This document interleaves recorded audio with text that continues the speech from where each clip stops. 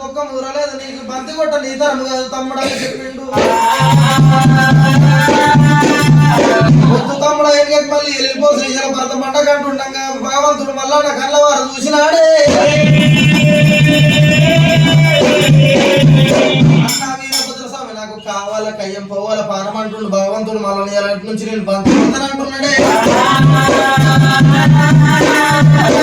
ఎప్పుడైతే కనుక వీరభద్ర స్వామి చెప్పిన మాటలు వింటలేడు ఆ తమ్ముడు మళ్ళీ ఇచ్చాడు సార్ నేను బంద్ చేస్తానన్నాడే. కనుకనేమో శుక్రవారం నాడు చక్కని గడి లోపల వీరభద్ర స్వామి మల్లికార్జున స్వామికి బంద్ చేస్తా ఉన్నాడమ్మా.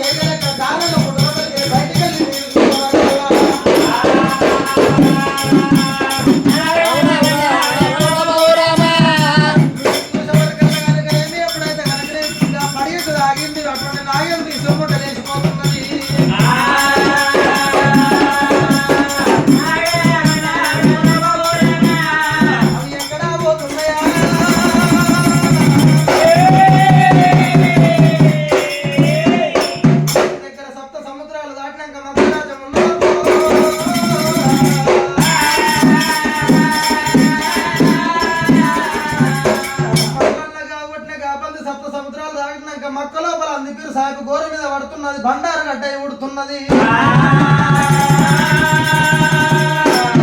నాగేంద్రి సంపుట పోయినది గంజాయి చెట్టాయి మలిచింది పసుమతోని మూడో కొమ్మ ఎగిరిపై గుగ్గిల మైసాక్షి గడ్డలై ఉట్టినాయే. ఎత్తులేని దినుసులు 24 అటువంటి కనుకనే పంటలై పుట్టినాయి ఆట.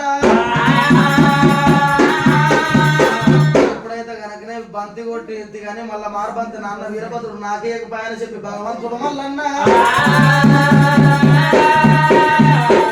వీరభద్రుడి దగ్గర ఏదో వచ్చేవరకలన్నా నాకు మారబంతి ఎందుకు వేయలేదని ఎవరికల్లా ఇంటవు ఇంటవు తమ్ముడా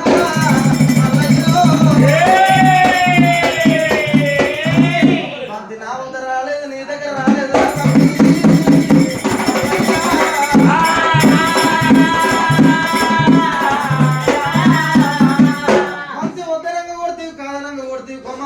తమ్ముడా మళ్ళీ బంతి నా వద్ద రాలేదు ఎక్కడ పోయోగా బంతి నాయన జంగమయ్య కూడా తెలుసా మన ప్రాణం తీసాడని చెప్పి శంకరుడు అటువంటి కనుక వీరభద్ర స్వామి గడగడ గడగడ వణుకుతున్నాడే. తమ్ముడా మళ్ళీ రానొక గడే పోనొక గడే ముక్కారు 3 గడి లోపల బంతిని దూలాడుకొని వస్తానని చెప్పిండు.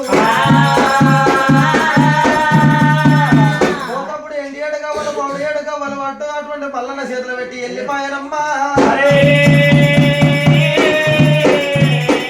అద్దాన పడుగు లోపల భగవంతుడు వీరభద్రుడు బంతి జాడలు వెళ్ళిపోయి తిరగంగా దూరంగా భ్రమణ కంచిపట్నం ఏరవయ్యిండు భ్రమణ కంచిపట్నం ఏల బాల భద్రకాళి దేవుని కళ్ళవారు చూసిన వీరభద్రుడు మాటలు కలిసి ముచ్చట్లు చేతులు కలిసి సప్పట్లు బాల భద్రకాళి మోం లోపల పడిపోయింది వీరభద్ర స్వామి తమ్ముడు మల్లయ్య మర్చిపోయిండు వీరభద్ర అటువంటి భద్రకాళి దేవుని లగ్గమాడి మనోహరుండ ఎక్కడ ఉండని రాదు